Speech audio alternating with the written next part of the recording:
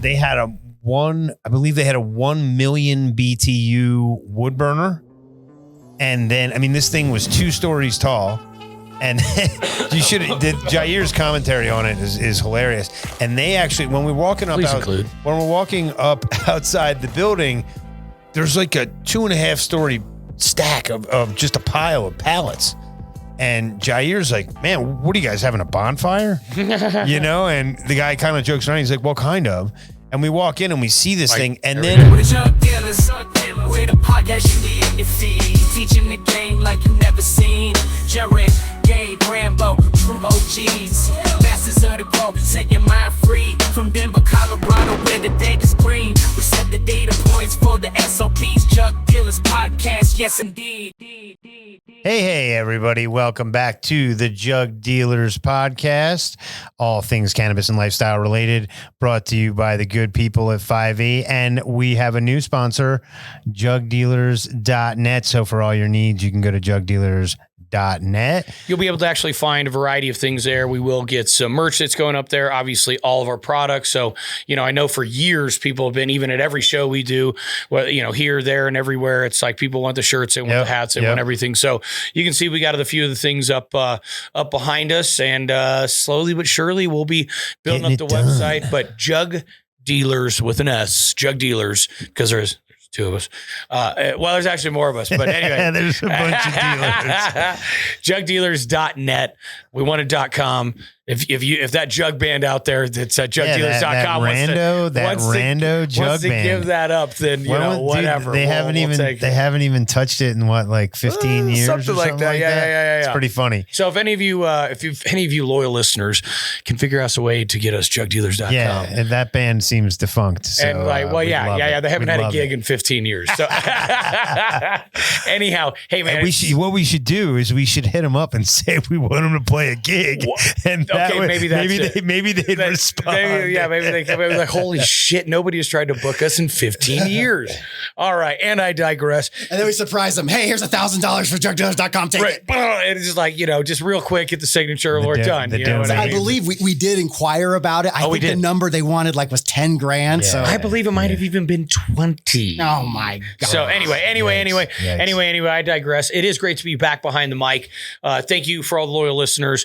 We had a great set of Adam Dunn interviews. I know the third one got dinged a little bit. I think we got a little so much fun though. That was a lot of fun. I was really engaged. It's funny because I talked to the kid Ryan, right? And I asked him. I said, did you ever know how Adam got to Amsterdam? And he's like, I don't know that I did. And I said, it's funny. You worked for him for years, right? But never, And so that was. I mean, I was truly encapsulated in that episode where I was it was great. Man, totally captivated in what you're saying. Just that was a lot of fun, man. I really, for us on top of the education, I also love the stories. Yeah. Bringing those kinds of guests and bringing some of their stories to the forefront. I mean, again, running weed from, in the Caribbean, and just, and then unknowingly, and then just getting to Miami and being like, wait, we got a bunch of weed in the boat. We are stacked to the gills with hash. We should have rolled over and never made it. We're smuggling, huh? We're jug dealing, huh? But that's honestly, that was one of the things that, I think with all these podcasts, people have different motivations as to what they want to kind of bring to the forefront. But I think a lot of it for us is, people not forgetting that part of the story, because there's so many kids that are in the industry these days that never really had to deal with illegal. Well, there's people that have been smoking for 10 years that have never smoked quote unquote illegal cannabis. Yep. And again, I'm not saying this is good or bad or indifferent, but it's part of the history, and I think it's important. Yes. So anyway, without getting too deep into the episode we just got done with, today we kind of want to do some catch up. It has been a little while since we've been behind the mic. Gabe and I have been traveling the country, the world, all over the place. We've been seeing some things. Oh, and real quick, just an open shout out as always, an open call out. Anybody that works in a commercial facility that wants to try some of our products at home, or if they even better want to try them in the commercial facility, always let us know. Always down. We're always into doing that, whether it's side-by-side trials, et cetera. We take a very additive-based approach typically, and we will keep you up to date on where we're going to be in the country. Although if you want to do straight side-by-side, us versus them, we'll do that too. Let's get it. But anyhow, so today we just kind of want to talk about, because we have been traveling a lot. We have been seeing some different things, and I wouldn't say good things, bad things. I would just say things, right? Yeah. It's interesting to see the way, the direction the market's going as far as what people are producing, how they're producing it, what a lot of these markets, what's steady and fast or steadfast is the fact that people are definitely edibles across all the board, day, man. Any market, edibles never gonna change. Edibles are always a winner. Think about when Florida goes wreck, and with Disney and everything else. You think they have over 120 million people a year that visit there, domestically and internationally. You know how many edibles are going to be gobbling up? It's crazy. And it's funny because I met a guy in New York, and I had mentioned, the stories about them having to destroy thousands of pounds. And he was like, first off, that's not true. I venture to say, I question whether it's true or not, but he was like, you could turn it all into distillate, in which, then all of a sudden, how many edibles can you make? You know? Right. But also, if you looked at the distillate market, it crashed though too. It was, you were looking at jars that were going for, big money for a while. And then it was like people were giving it away. Yep. So and interestingly enough too, like a couple of the big companies, and I'm not going to call them out because that's not really what we're here about, but I'm sure you read the story about several of the big companies that were, what were they doing? Selling THC, but calling it hemp. Was that correct? Out of one of these, and you even see it down in Florida. You see these CBD shops, even in gas stations, they're everywhere. Delta 8. Every little quickie shop, everything. It's like these Delta 8 shops and whatnot. I mean, it's really kind of interesting. Well, the South is still, Florida is an enigma in so many ways. Oh man, it's the Wild West, but it's in the Southeast. The South is still, and one of the things we were going to talk about in a little while is Virginia, right. But it's definitely, the South is still the big stronghold. I mean, I want to dive into where we were and what we did, but I want to start with you because you jumped the pond. I did jump the pond. I had an opportunity to go over and see, really what is truly a brand new market, which what's always super interesting, right? Like you got to go into Mississippi when they just So like it's like that, but again, obviously, on a little bit different scale. Not only do they speak a different language, but they speak a really different language there. Kein Deutsch, tut mir leid. I had to figure that out. So not to give it away, but I went over to Germany. I did a horticultural show over there. It's actually a big. So they had like a cannabis section at the horticultural show? No, not at all, actually. No. Nothing. This was a bit of a coming out party. Okay. This was like, I mean, dude, the Germans are like, any other associate, like any other grow, no cannabis, nothing. No. And nice. We had, I guess there had been a couple of the bigger companies. I think Canna was there last year, 2 years ago, but again, it's never been at all a cannabis show. We had cannabis on our pictures. People were like, literally, so is this a gardening show or a horticulture show? It was like a large horticultural show where you had huge companies. I mean, I was talking with people that were growing 3,000 different types of perennials, things like that. So, and it was over in the Western Rhine region, which is kind of but the main, from what I understand, wine growing regions of Germany. It's very advantageous for agricultural growth, et cetera. You're also on the side of Holland over there in Western Germany. So like literally there was 7 halls at this convention center, all packed to the gills. Holland had one whole one themselves. I believe it. Yeah. More plants and varieties and different stuff. And I mean, huge setups. It was really quite amazing. But, Germany has been talking about going legal, and they're so practical about it too. You know what I mean? And it's going to be, from what I understand, so already currently there is a medical program. You can get a medical card. All the cannabis comes from I believe it's from Quebec, actually, or at least what I saw that the guys had. So it all comes from Quebec. They get it €5 a gram, so very inexpensive. But they are working to create their own medical program. When you say Quebec, you mean Quebec, Canada? I mean Canada. I mean they buy. So they're shipping it across the.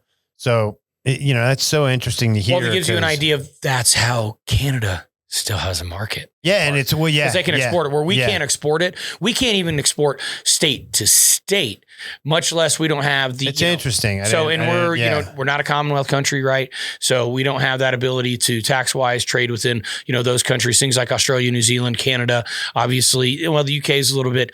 I don't know how actually the Commonwealth stuff works with the UK at this point with Brexit and everything else. It's quite complicated. But obviously the UK is not part of the European Union. However, Ireland is, but Northern Ireland isn't. Maybe I have that flip flop, but it's like, it's a complicated scenario. So it's part of the reason why, the UK still has a very vibrant, it's an island, but then you also with taxes and import, export, everything else, it's why they still have a pretty vibrant community there. But anyhow, back to Germany. Super interesting. Loved the country. Food was great. Beer was great. It was awesome to really see like that high level horticultural show and just, really where things are going to go. And we're already seeing it.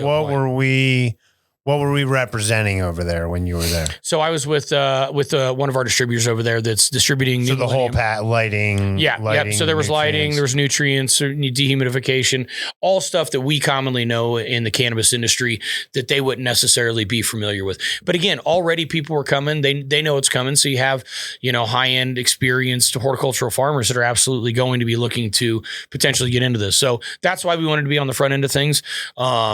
I smoked more weed than I ever thought I would in Germany. That's funny. I'm thinking I'm going over there and it's, Gestapo and jack boots. And so, bro, people were, anybody smoking dabs over there? No dabs. I saw no dabs. No rosin, hash, no live resin. No, traditional hash. Traditional hash. Where was that, like Moroccan or anything? Turkish? It'd have been, So, exactly. And you can definitely, especially with the crew that, I'm able to hang out with in Amsterdam, you can definitely get some really good, and a variety of different, traditional hashes. But did the Germany show and, the medical scene, they're going to start growing for themselves. And then even, I believe all the rec is going to be taken care of through basically a club. Yeah, I was going to say, so that was actually what I was going to get to is they're talking like cannabis cafe type. Yeah. And then each cafe is only allowed like 500 members or something like that. Exactly. Something like that. And I believe that's all going to be tied. It's all got to be vertically integrated. So they, maybe there will be some ability to purchase from other licensed producers or whatever. But the thought process is, you produce for your club. And that's kind of also going somewhat with the Spanish way, even although the Spanish aspect of it is really just completely on the club thing. It's basically saying we can't tell you what to do in your own club.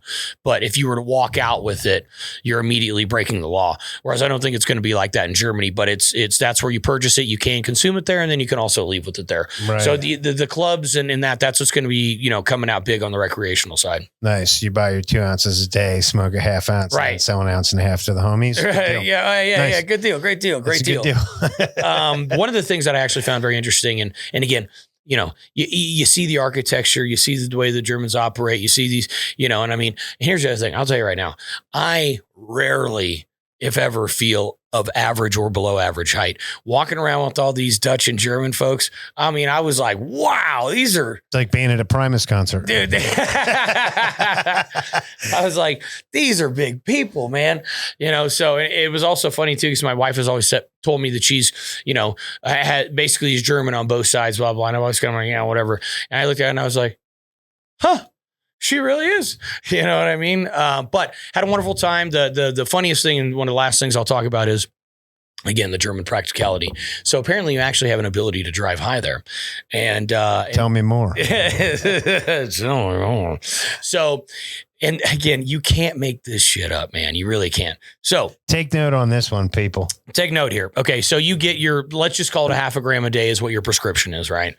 So I go to the police station. I take a driver's test. I then go and I consume whatever my daily dosage or one-time use dosage or whatever. And I consume. Do you know if are you doing this in front of the cops? 100% you're doing it in front of the cops. That's part of the practicality. Smoking a big hooter. That's part of the practicality. It's like, well, they got to see you consume. They got to see you do it. That's great. So then you go back and do the same driver's test you just did. And it's like, come on. Wait, yeah. This is a thing. This is a real thing. Now, granted, you could never let Americans do this. Why? Dude, I will take that test. No, it's not a matter of passing the test or not. What it's a matter of is how we would just use and abuse it. There's a game. I feel like there's a game show that someone had where they did that and it did not end up well. Well, there you go. So, but again, to me, it's a very hilarious, like old school German practicality. They're like, well, if they're going to be able to smoke and we're going to call it medicine, then we got to figure out a way for them to consume their medicine and still be able to. So shout out to Germany. The hospitality was amazing. Everybody was really cool. And I'm excited to see how that pans out. It should be interesting. I know I know one of the groups that I spoke with while I was on my East Coast trip is actually looking at doing some international things, and they had said, and Germany popped up. Yeah, Germany, Portugal. Sure. Spain's always kind of, on the list. Yeah. We know that what's happened with Holland. Of course, you can still go to Holland. You can still go to Amsterdam. You can still get plenty of cannabis. You can still get plenty of hash, a little bit overpriced. Quality isn't like what you're going to find here in the U.S. I mean, reality is, though, there's still so much history and so much fun, and what a fun city to be had. And I did have a chance to go over and got 3 days of sunshine in Holland. I was supposed to go over in the middle of winter. I was supposed to go over and track down some folks that are doing some work over in Eastern Germany, but there was a German train strike. And since I was on the western end of Germany, getting all the way over there was going to be German train strikes are the worst. Yeah, come on, the worst. So I popped over to Holland, saw our good friend Jair, and was able to get outside of the city a little bit. Went and saw the windmills. That was a whole lot of fun. Saw an operating sawmill. It's a windmill and all this. I mean, you're like, oh man.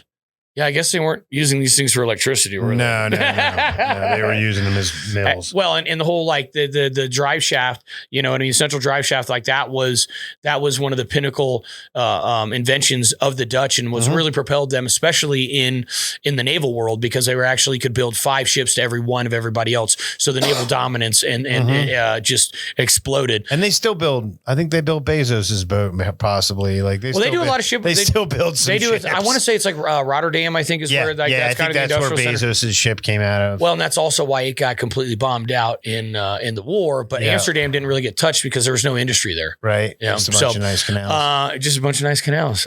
So anyway, it was a wonderful trip. It's been a lot of fun doing the international stuff. Cannabis is coming up. It's another big international one where we see a lot of people at, and there's going to continue to be a lot more stuff that's going on in Germany. Reality is, if Germany goes, you're going to see probably Austria go immediately, being their neighbor. And I think the Czech Republic, there's a very good chance that all 3 of those go, once. The reality is that really all of Europe looks as Germany as one of the leaders. It's funny you say that, because, I had said for a while it'd be cool. Like, I think there's going to be a point where like made in California, made in Colorado, made in Michigan stickers are going to be a thing on product. I think, unfortunately, in the United States, what you're going to see is there's going to be some pretty heavy taxation from the out-of-state brands, which will probably make it somewhat prohibitive. But those same stickers in some of those European markets, Asian markets, and stuff like that, if it said made in California, well, that's going to make it pretty elite. Well, if you go in, and by the way, I think it's complete BS. I mean, not that I'm saying there's not a lot of herbs that's been gone out and been shipped from California directly to Europe and elsewhere, all over the place. Hello. There's no doubt about it. However, when you go into a coffee shop in Amsterdam and it says, Cali weed, it's not. It's not from there. It's Cali strains. Cali boof. You'll see GG4, whatever. You'll see strains that you recognize, but it's funny how already, but think about when we originally started this, it was Humboldt everything. Yeah. You know what I mean? Like that was just like that. I mean, when I first started getting weed from out of town back in the early 90s, 91, it was, it was just sold to me as Humboldt County kind. Well, sure. But even from a marketing standpoint within the nutrients and things like that, it was always, there's Trinity and there was Humboldt nutrients, Humboldt harvest, all these, you know what I mean? It was just like, that was, green something. It's kind of like how we always make the joke with hydro shops. It's, there's half of them are green something, you know what I mean? Green, so, anyway, the Jug Dealers are going to continue to be out and about. We do have a good amount of international listeners, and I think we picked up a decent amount, on that. I was bunch of England listeners. A lot of UK shout out to the England listeners. I believe, and Grambo, correct me if I'm wrong, they're one of the top listeners. Is that correct? Yeah, it's Canada, UK, Ireland, and Australia outside of the United States. Excellent. Crazy. Thank you for our international listeners. Well, shout out. I guess that's our Schleps one. Of course, he really figured this out. And that's why the one thing I'll say so I'm on the way and I'm like, well, I know no German, obviously, because we know nothing else besides crappy English. And so I type into my phone to translate or whatever. It's like, I don't speak German, sorry. And it's a sentence a mile long. And I was like, I'm like, So then I'm like, okay, I gotta switch that up. So it's just like, no German, sorry, or something. So it's like, kein Deutsch, tut mir leid. And I was like, I can handle that. And I did have to use it a fair amount, I will say. Dankeschön. Yeah, So, you know. I took German in high school, but I can't say it would help me at all in that situation.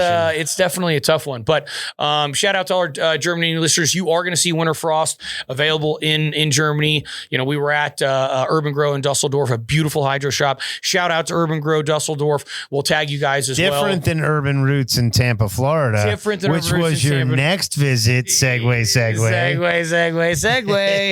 Urban Roots Tampa. Yeah, I literally flew from Munich to Tampa. And yeah, let's get into that. So Florida, right? It's my annual Florida trip that I always take to Urban Roots. Shout out to Urban Roots. Another wonderful customer day. Probably in the 7 years that I've done it, the best weather that we've had. So that was awesome. Mid to upper 70s, sunny. February in Florida. Yeah, February in Florida, right? So I always loved that. Got a little beach time in, got a couple tropical drinks on the beach, and really enjoyed my time down there. The customer day went really, really well. You know, they historically actually do good numbers on those days. It's, it really is one of the last, if not the last good customer days it's left out there. And it's really the only one that I make a point of to go. I mean, you and I went to the last couple high wires. We didn't go to the very last one. And then crazy enough, it's closed. Now they're gone. You know what I mean? And that was, it's funny because, I guess going into a little bit of what I was going to talk about, if you look 3-4 years ago, there was over 3,000 grow stores in the country. And now there's something, below 1,800 below. Yeah. Well, I would say even less than that. I mean, I've heard, varying different numbers, but I would say that 2 years ago there was well over 3,000, and I'm not sure if there's actually even 1,000 right now. You know what I mean? And that's yeah. So, and that's one of the reasons that we also wanted to do this, because we would open things up more. We would open up the lines of communication more. We wanted to get, some of our ideas and thought processes and, just kind of putting the information out to the people and also making our products available to the people. We are. Well, yeah, I was going to say, we're Jug dealing, right? in right. the Jug. Jug. But that's one of the premises, the fact that, I think we use this as a good platform to try and push business to the stores that actually partner with, that support us. Urban Roots being a great one. Yeah. And then B, you got some place that's out in the middle of nowhere, and we can't, the guy's like, look, Durango is a perfect example. The store closed down there. There's just no stores within a couple hundred miles. But there is commercial grows. How do we help those people, Well, we get JugDealers.net going. And so in that case, push it through. But understand, most of the time, if there's a store that's close enough to you, we're going to be like, hey, this is cultivate. It's always going to be more convenient. It's always going to be better and easier to, if you're lucky enough to have a retail partner close, it's always going to be better to do that. So, the one thing I was going to say, actually, that kind of, focuses on what, because I did my own trips while you were gone. The stores I'm going into now, it's not the desk jockey behind the counter that doesn't care anymore. You're getting back to, especially on the East Coast, you're getting back to talking to owners behind the counter. Well, and that's why Urban Roots, shout out to Zach and Bianca. That's one of the reasons why they are still there. They are still successful. It's an owner operated shop. They're creating the relationships with their customers and they're following their vendors, and they're creating the relationship with their vendors. I'd also like to little shout out. I actually got a couple really cool gifts.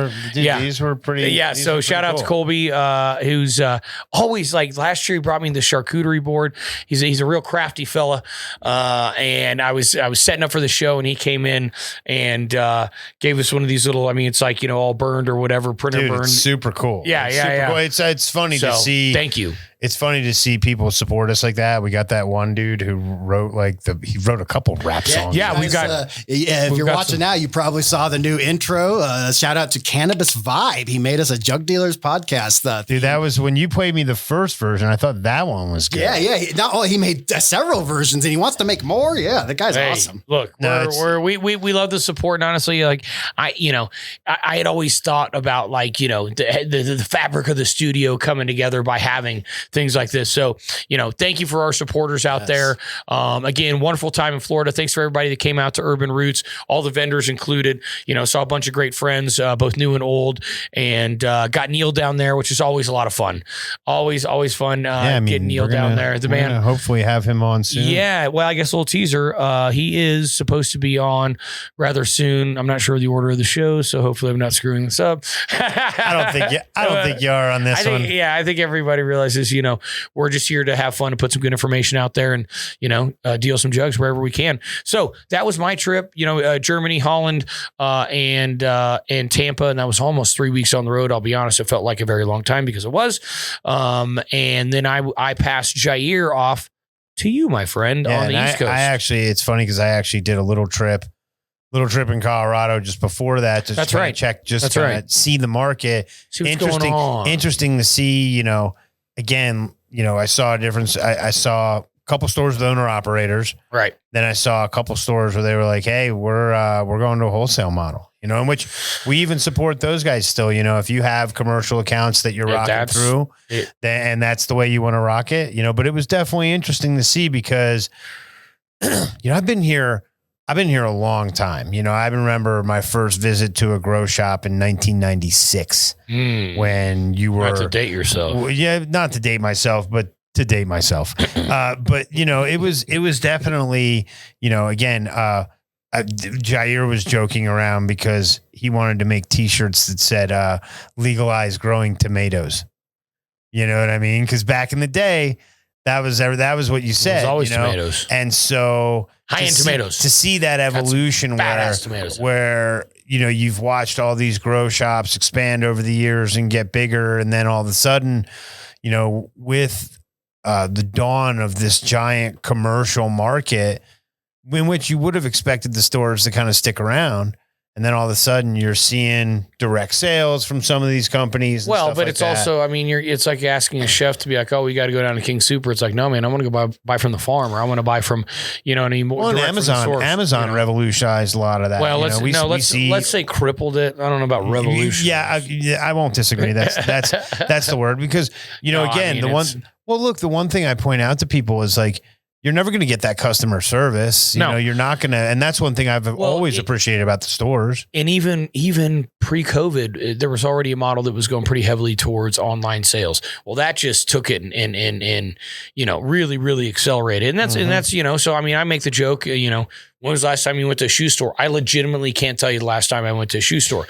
All of a sudden you have that's one thing. I'll be honest with you. Other than the, I know you said I told you that. And of course, you're like, well, I do. I stock X that, but there's a lot of shoes. But not for nothing. These, when it comes to these, like a lot of times somebody already bought them in the store, so I have no choice. But again, everybody understands the analogy there. You know what I mean? No, 100%. And it's like, I even had somebody, I remember, I think it was you that said, the first trip back to the East Coast, and you went, I'm sitting there driving past, strip mall after strip mall after strip mall after big mall that's all empty and all.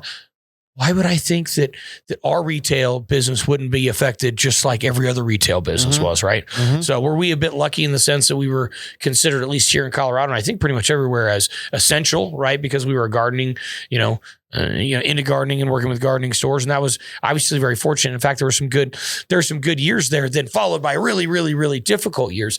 But we're also seeing these new markets open up within the US and beyond. And that's, as many people know, I went to Colombia last year as well. I've been looking at, and in fact, I was on and had a meeting today about, Colombia, Ecuador, Peru, Mexico, Costa Rica, really looking at how these markets develop. It's going to be, here's the thing too. And I don't know how much people look at this, but it's going to be interesting when those countries come online because they can do all this stuff way cheaper than we can. Look at the way of cut flowers, right? And we've talked about this. Look at the path of cut flowers. It started over in Europe, right, with really, high-end horticultural techniques, typically in Holland, but also beyond. Then it actually moved in a large part over to California. Why? Because of the migrant labor that was available there, right? High quality, good migrant labor. And then where has it gone from there? Now it's gone south, right? And this is the cut flower industry. So if you compare and look at what's happened with, cut flowers, you can compare that and put a pretty parallel path with cannabis and see what could happen. So it's funny you say that. going into some of my trip a little bit, and not to fast forward to something that happened later in the trip, but Jair and I ended up going to a 300,000 square foot greenhouse in New York. Yeah, it's 300,000 square foot. So guys. an acre is basically 45. 43,560. Yeah. If you want to, I was rounding up to make it easier for people. Look, I don't know why. 45 is, if I say 45, like that's 90, but 43. 560. I mean, anyway, tomato. So, but that's, dude, you're talking 6 acres. So Graham, what are we talking for? So 40, if you call it even just 50,000, six plus acres. Mm-hmm. Yeah. So I have, I've seen a place down in Florida that was more in that $250,000. So it's going to be more like 5 acres. Here was the thing. And we saw, we were out in Illinois. Climate controlled? Yeah. Fully, and they actually, so one of the things I thought that was really cool, and I didn't have a chance to show you the video. I'll actually give it to you guys to upload. I was about to say, let's make sure and upload that video because it's going to be cool. They had a 1 million BTU wood burner. And then, this thing was 2 stories tall. And Jair's commentary on it is hilarious. And they actually, when we're walking up outside the building, there's like a 2.5 story stack of just a pile of pallets. And Jair's like, man, what are you guys having, a bonfire? And the guy kind of jokes around. He's like, well, kind of. And we walk in and we see this thing. And then there's like a attached building that's, half the size of a football field. And it is filled with shredded pallets. Interesting. And so these guys, we asked them, we're like, where did you get the pallets? They're like, well, they just give them to us free. They had free heat, and it was heating the whole complex in which. So, and it would be similar to like when you're out in Michigan or even in a place on the East Coast where you'll see like the little wood burners, but it's like 100 foot off the house. Yeah. Like, imagine imagine one the size of like 2 school buses stacked on top of each other. Wow. And understand before I ever did cannabis, you got to have your video. And I'll send the video. Necessary. Yeah. Before I ever did cannabis, I did a lot of construction. I built some pretty cool things. The biggest fireplace I've ever built was actually 300,000 BTUs. So, I've built some pretty big stuff. This thing was just, and to see what they were doing, but more of the point of it is they had a lot of migrant labor. You know what I mean? Sure. And I say to folks a lot of times in these facilities, labor's your highest cost. Yeah. That is, 40+% typically. Well, us being jug dealers, and we were actually having this conversation earlier today offline, with all the commercial experience I've had, so many times over the years, people have, especially the ownership of a lot of these companies, they're like, oh, we got to cut cost on nutrient. Oh, we got to cut cost on nutrient. Nutrient's killing us. And I'm like, you don't seem to understand, like, over the life cycle of a plant, you're going to spend between $20 and $30. So like you saving $10 on a plant, like, don't get me wrong. Yeah, 500 plants in a room, save $5,000. Seems like a big number, but reality is the labor that you're spending on those plants. You and I talked about it yesterday. If you have a guy who's $20 an hour and he spends 2 hours on a plant over the life cycle of the plant, you've already spent almost double on labor than what you spend on nutrients. So when people come to me and they're like, oh, we got to save money on nutrients. We're going to use the cheapest salts we can. That's not where to save money. And honestly, not where you should be saving money. That was the whole point of us doing the elements episodes, is so that people kind of understand where that stuff comes from, because yes, NPK is NPK, quote unquote, plants don't know the difference. But beyond that, us as consumers, we can tell the difference. And that was something we wanted to bring, but really interesting to see what these guys are doing, because they're really approaching it as a commercial agricultural crop, a lot different, the videos that I have from it, it's just a sea of cannabis, and you're just like, as far as the eye can see. Well, when I was in the show in Germany, I saw this robotic arm, and I'll upload a video of this as well. And it's doing, I believe, about 2,500 cuts an hour in trays of 150 cells. I believe. Typically an 88 cell is a really tiny cell. Okay. So 150, these things are tiny, and and you can set this, of course, they had it set to like 30 centimeters or whatever, right? So as the belt's going by, it's only grabbing certain ones and it's able to do it fast enough. I mean, really, again, we're heading that well, way. There's a lot of, yeah. So like, I mean, and again, you're going to see this in the world of cannabis more and more. That's why even you think about like, when it comes to Germany growing their own herb and just the way that they are, so highly mechanized and engineering wizards that like, what are they going to do, man? Dude, this could get interesting, right? This could get real cool. The reason we stole other scientists, dude. Well, that's very true. and here's the thing, man, I look at it like, are guys like us going to continue to be viable in a market where you have that kind of stuff coming in? I believe so. You know what I mean? And the thing is you've always got choices. You can always go into, if you want to compare it to alcohol, you can go into a liquor store and get a $2 or $12 six pack. And, the both of them still sell, you know what I mean? And here at 5-8 and New Millennium, et cetera, we're all about, quality. And I truly don't believe that quality and quantity ever really truly cross paths. I think they can get pretty darn close. I don't know that they ever there's a point of diminishing returns 100%, where 100%. You can get more, it's so funny because so much right now is fixated on under canopy lighting and all these things about how to get more and more and more. You and I always talk about we're looking at the oil. We're looking farmers. at and so there's always going to be a point of diminishing return. I'll be honest with you, I still have mixed emotions about the whole under canopy side lighting, just because of the fact that like, when we weren't using LEDs, we never needed that stuff. Well, I guess that's what's kind of interesting too, right? I didn't even really consider that part of it, right? The penetration was definitely different. It was just different, High HID, what does that stand for, Gabe? High intensity discharge. Okay, I'm just throwing it out there. It's been a while, but I remember. But in other words, you're saying it was an intense light. Why'd you put me on the spot like that? It wasn't to put you on the spot. The point was to make that it's high intensity. You know what I mean? So by definition, it's throwing out, an intense light. And even though, photons are not lost or gained so if you move the fixture up, you're not losing, the amount of photons, you're losing some intensity, but you're not losing total photons. That's like Jair likes to say, like a star, it's light years away, but you still see the light. You still see the light. You know what I mean? So what I mean, until those photons hit something, which is why, bottom lighting. But again, do I think the bottom and side lighting work? Yeah, but I don't think it's really necessary unless you're doing LED, specifically spider style LED, not necessarily high bay LED. I never had a problem with the HPSs. Kind of diving into the rest of my East Coast trip with Jair. Because we've got some good movement on the East Coast, right? Yeah, I mean, good markets, good stuff going on. The first place we visited, out to the East Coast. They have 2 8-light rooms, R&D, side by side. So the doors are like right there. The most surprising thing that I saw, and I was actually quite shocked because you shocked? Dude, I really wasn't expecting this because I was looking for terpene improvement. Right. I was looking for cannabinoid improvement. Right. And looking at the 2 rooms, everything was arranged the exact same way. So same genetics were in the same spots. And let me be clear, this is a side-by-side, and not necessarily a side-by-side test, but I guess kind of a side-by-side test, but it's HPS only in one room and then HPS UV in the other. Yeah, HPS and then HPS and UV. We had great test. We had turned off the UV for us to be in there to visit.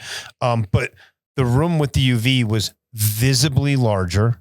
Like you're looking at the 2, you're like, whoa, there's more going on. And then, we always tell people, I'm not going to tell you that UV goes out and cures powdery mildew. What I will say is that's a bold statement. We won't say it. Both rooms had some in it. The room with the UV definitely had less.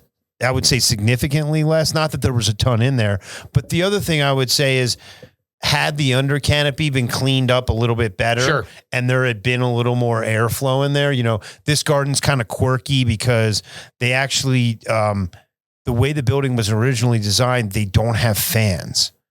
And so, yeah, I know. And it's interesting because there's a lot of guys on staff here that have PhDs and stuff, and their thinking was they had set up with a chiller system, in which chiller systems, for those of you who don't know, that's generally what labs and stuff like that have. One of the big issues with a lot of those systems is it's one system for an entire building. So God forbid you have a problem.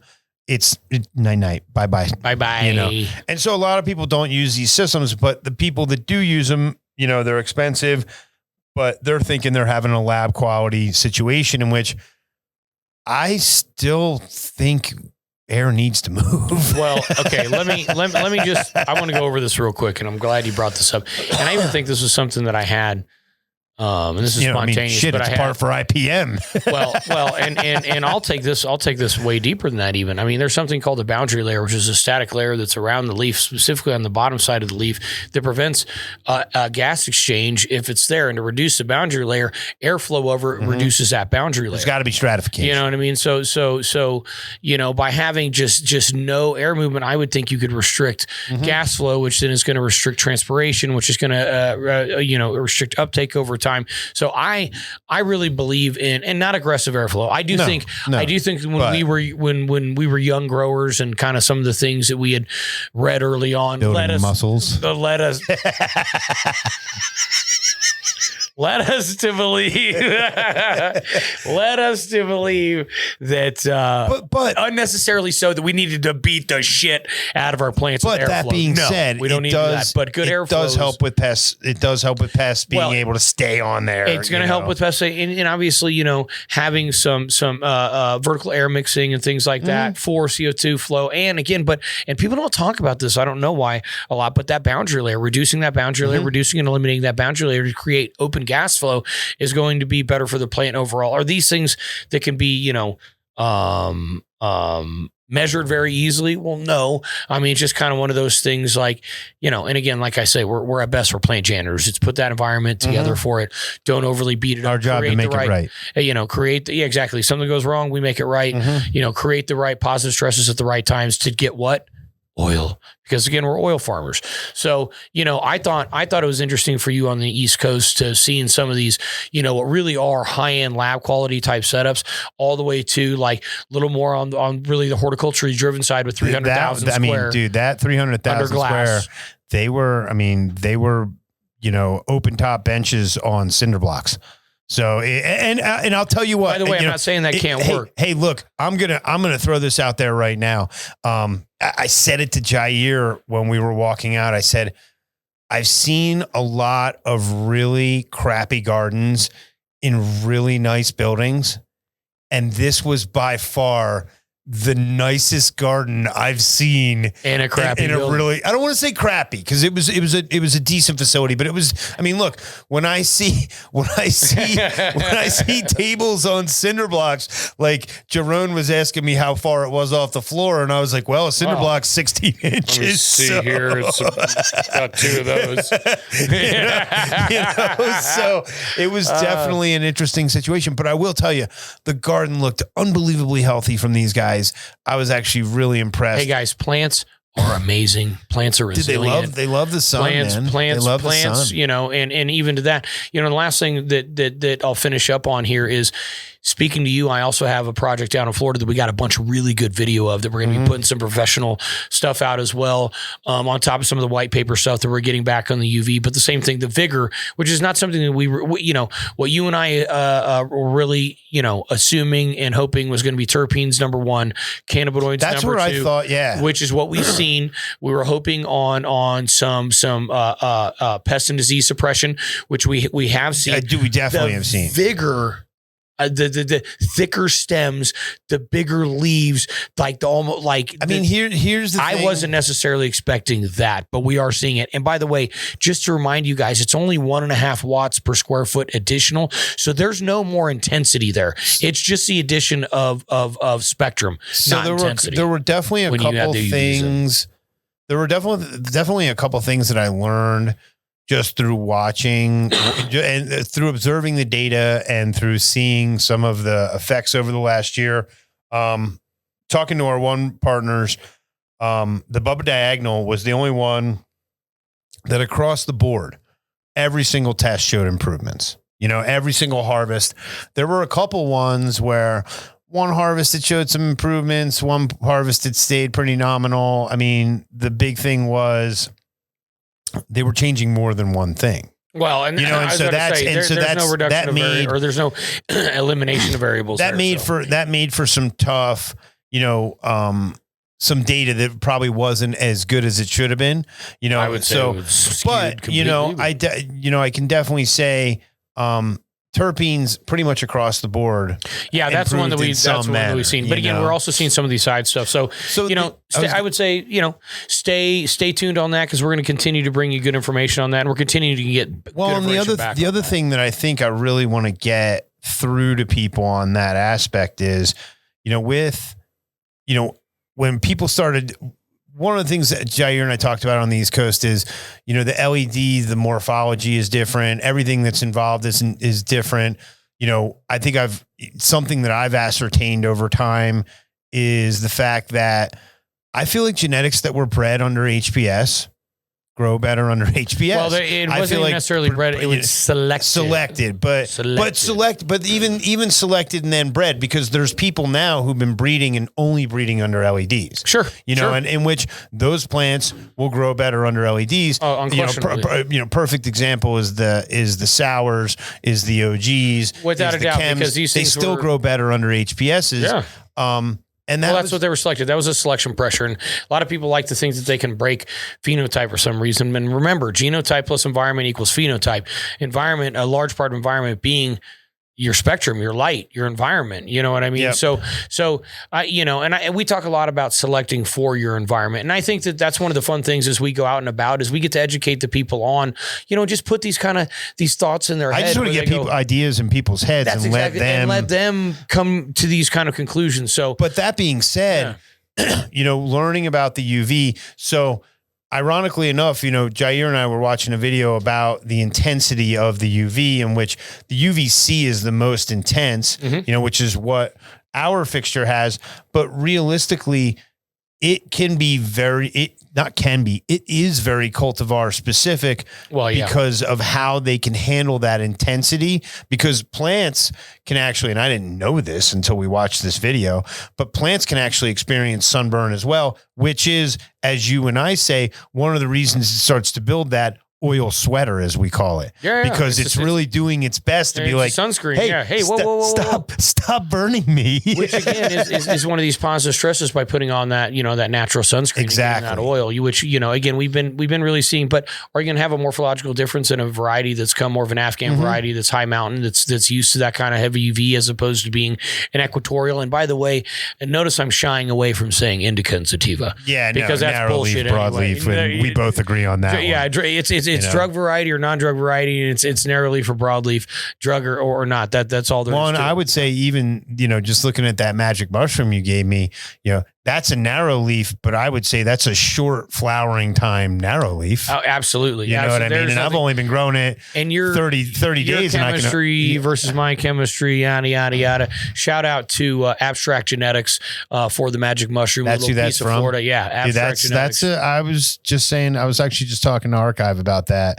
Telling him it's a special cut. Mr. Grambo, let's make sure and pop that up on the Jug Dealers IG, if you don't mind. Sure. Put that magic mushroom out there. There's something. And by the way, there's less than 5 people on the planet that actually have that. So thank you, Abstract. Yeah, not going anywhere, friends. Not going anywhere. Well, guys, again, it'd been a little while since we've been behind the mic. We kind of wanted to catch up on our travels. Be watching for us. We are back in travel season. We're through the holidays. We're going to be out and about. Gabe will be back on the East Coast. I'm going to be in LA. We'll be out in Michigan.